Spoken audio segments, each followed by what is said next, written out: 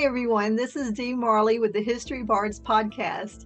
Today, we have an honor to have Stephen Martin on the show today. And Stephen is known as that rare book guy. I met Stephen not too long ago. I just happened to wander into an antique mall up in Atlanta, and I just wandered into the antique mall and I was just like floored because I come around the corner and everybody can see behind me all these books that are not real, but the ones behind Steven, this is his bookshop in this antique mall. And I cannot wait for everybody to get to know him and get to know what he does. Finding rare books is a hobby of a lot of people who are looking for, that one exclusive book. And Steven has a ton of them that and he also has an Etsy store, but we'll get into that more about where you can find some of these books and everything. Stephen, can you tell us a little bit about yourself and about how you got into doing this? Well, I've been working in antiquarian and rare books for about 15 years now. The shop itself is Sonny Eidecker Bookseller. He's been collecting for about 25 years. I wish he could be here to join us, but he's in Spain shopping this month. Oh, well, So I'll nice. be at the end of the week with, maybe a container of treasures. Who knows? Oh, But nice. yeah, I've just always had an interest in reading and in books, and I kind of fell into the antiquarian books uh, by accident, and ended up going on the road for about 6.5 years with Sonny, selling antiquarian books at major art fairs and antique shows and book fairs, everywhere from Beverly Hills to Baltimore, South Beach, Miami, out to the island in Nantucket, Texas, Minneapolis, Chicago, just everywhere. Oh, that's And really amazing. So I know that there's like a really big antiquarian book show in New York. Have you attended that one? I have not, but Sonny's going to be taking a client up there at the beginning of April, I believe it is. So in about a week or two. Okay, well that's incredible. That's incredible. I know a Yeah. lot of people follow different ones on TikTok and everything that I can't recall their names right now, but I've seen a few of them myself. So I know that it's a really big thing. So I have to ask because we kind of talked before in doing this and coming across like really rare books. Yeah. What's some of the most special ones that you have found? Oh, geez. I did a post the other day on the most expensive book ever published during the 17th century. It's one of Blau's Atlas. We have volumes 7 and 8, which are on Scotland and Ireland. And obviously, you know why I did that post with Yeah. St. Patty's Day. Recently, we had found a first edition, first printing of the first state printing of Bram Stoker's Dracula, autographed by Bram Stoker. That's kind of cool. Yes. Uh, we have a selection of incunabula. Incunabula, for those that aren't in the book business, is a Latin word meaning swaddling cloth, cradle, or crib. So we use it in the business to describe books from the birth or infancy of printing. Oh, So those date back to, I think, 1485 is my earliest right now. oh, wow. Yeah, a Oh, lot that's of yeah, go ahead. Yeah, yeah. tell That's us more. well, just book. Yeah, yeah. That's incredible. So, it's kind of like I was telling you, a lot of my listeners and a lot of I have a group for historical fiction authors. And one of the things that as historical fiction authors, we really like finding books that will help us in our research. And so as I was looking around your shop, I came across a lot of books that, I felt like would be very relevant to historical fiction authors for that very reason. And a lot of the books that you have, a lot of the authors are writing about those particular authors themselves, like the Brontes and Jane Austen and things Shakespeare, things like that. I know you have several of those collections. Yeah, too many of those collections. But yeah, Tolstoy, Stevenson, Dickens, Dumas, Thackeray. Uh, I could just go on and on. Fenimore Cooper, Walpole. Uh, yeah, anything. we tend to buy what we like, and if Yeah. others like, they're more than welcome to buy it themselves. We don't necessarily seek out. That's not true either, I guess, because we do seek out books. Uh, I've never been disappointed in anything we've purchased. How's that? Oh, that's really good. Well, that's good. I'm glad. I'm glad to know that.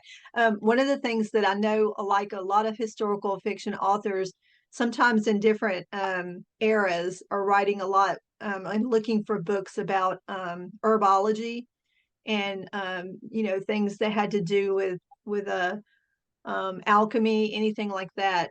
A lot of times they will incorporate that depending on like if it's the Renaissance or medieval. And I noticed that you had some of those books. Yeah, we just opened up a large section. I made some moves while Sonny was gone, so now we've got a full 4 foot, probably by about 6 foot, of just books on the occult and esotericism. So there is books in the time of alchemy. I'm looking over there right now. Golden Key, Aleister Crowley with his magazine, The Thelema, Sex Magic, Astrology, uh, Faces of Death. Just there's a lot of really cool titles over there, as well as Edgar Allan Poe. I had to throw him as Yeah. well. Oh, of course. Of course. And the other thing that I noticed that you had, and some of the authors also really like this, is you have a lot of cookbooks and, Yeah, very old cookbooks. Can you tell us about those? yeah, right behind me, as a matter of fact, in my oldest cookbook currently, dates from 1708, and here it is right here. Wow. So, but there's an awful lot of Mrs. Beeton's cookbooks, and one of these books has the first orange marmalade recipe. Another has the first Oh, mo recipe. Uh, yeah, one of the funniest things I've read in one of the cookbooks, one of the early ones, I don't believe I still have it anymore, but one of the ingredients was the scrapings of a boat that had been at sea for over a year. And what? I, what they were looking to get off the bottom of a boat, whether it was barnacles or the crustiness or something. But Well, that's kind of interesting. I would be curious to know what that recipe was. yeah, I would as well. But Yeah. yeah, there's just a lot of neat information. The really cool thing about this job, if you even want to call it a job, I mean, 7 days a week, 8 hours a day, it's more of a lifestyle, Yes. is never any lack of things to pick up and learn something about. Yes. Yes. Uh, we've got some herbal medicine books that date back to the early 19th, late 18th century. And I recall reading in the preface of one of those, uh, I want to get the words right. To exceedingly increase one's lust, one should eat the brain of a small starling. What? And I think I would rather go without lust for a while. Yes. Oh, that's disturbing. Yeah, yeah. That's very disturbing. Um, so okay, we'll shift it. And now I want our listeners and our viewers to see this because it was something that you brought to my attention that I had never known before. And you were talking with us about the edges of books. And I know For with it, like some of the ones that I bought from you, like have the beautiful what's the this called? marbled. Marbling on the edges. Yeah. And then you were talking to us about the gold edging and Yeah, what is hidden there. And I have to have our viewers, if you have any available that you can show and tell us about that more. I do. I'm going to go right into my cabinet outside here and Okay. see what we can find. See if this sets up here. Oh, there you go. So I especially enjoy showing the smaller kids, those that are under the age of 12, 10. I ask them, I say, your parents normally drag you to shops like this or estate sales? And I get a yeah. And I say, well, if I told you how to make a few $100s, would that interest you? And all of a sudden they're excited. Yeah. And I ask them, I say, when you buy a nice gift for somebody, you may want to consider a book that's all leather bound, and I show them the difference between all leather bound and a cloth cover, for instance, or one Uh-huh. that's leather and paper. And I say it also should be all edges gilt. So all leather bound, all edges gilt. And sometimes, when you're lucky, hidden behind the gilt itself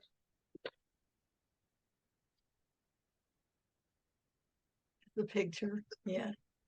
is a hand painted picture.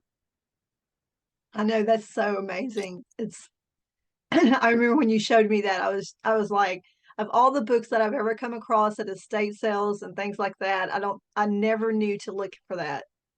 Yeah. And over the past 15 years, I've actually had two parents call back and say, guess what my son or daughter found? Oh, And wow. sure enough, yeah, Oh, this that's is my great. favorite new book, four edge painting, anyways. This is the very first time I had just finished reading a book about four edge paintings. I wanted to increase my knowledge base. And it mentioned several artists that were working during the 17th and 18th and even 19th and early 20th centuries. And we received in this little book, again, all leather bound, all edges gilt. And the image is this wonderful little painting right there. Hmm. And we can identify the painting because it is copied from a painting done by hand, but also we can identify the artist, and that was Miss Vera Dutton back in the early 1920s. Wow. So those are four edge books, and this is how they would do it. They actually put it into a press. I don't know if you can see that press or not right Yes. there. Yes. Holds the book so that Yeah. it's at an angle, so the pages are splayed, and then using a really, really small brush, sometimes the eyelash of a camel, let's say, they would work with aqua tint and just build up the color and until they get their image. I think that's So amazing. And what a very special gift that would have been even back then and now. yeah, it was also a way for some gentlemen to sneak erotica in their libraries, and I've got two examples of those we won't show on screen, but Yes, exactly. I remember you saying that. I remember you saying that. uh, Excuse me. So I have to show off. So these are some of the ones that I bought from you recently. So this is the one. Actually, my husband bought these for me while we were up there, and I have to show everybody because everybody knows how much I love Shelley, and I love Mary Shelley's works and Percy Bysshe Shelley's. And one of my favorite stories is Frankenstein because I think it's remarkable. So to yeah, get something like this and it was just a treasure.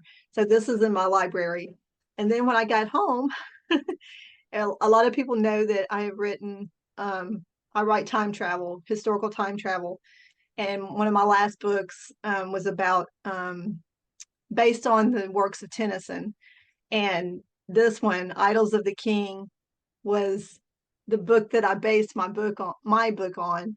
So very cool. I found this online and I said, I've got to get this. And it's just beautiful. Yeah, everyone can see the quality and how beautiful this book is. And I And you're just sure think there's not a four edge painting there? I looked and I Okay, didn't see one. No. I that because was that the was first thing I did.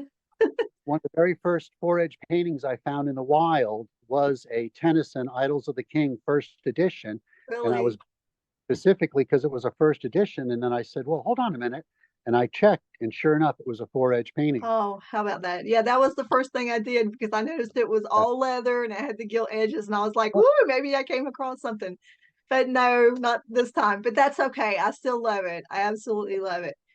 So, Stephen, tell us a little bit about like where people can find you, so that those that are listening in can know where to go and search what books you have.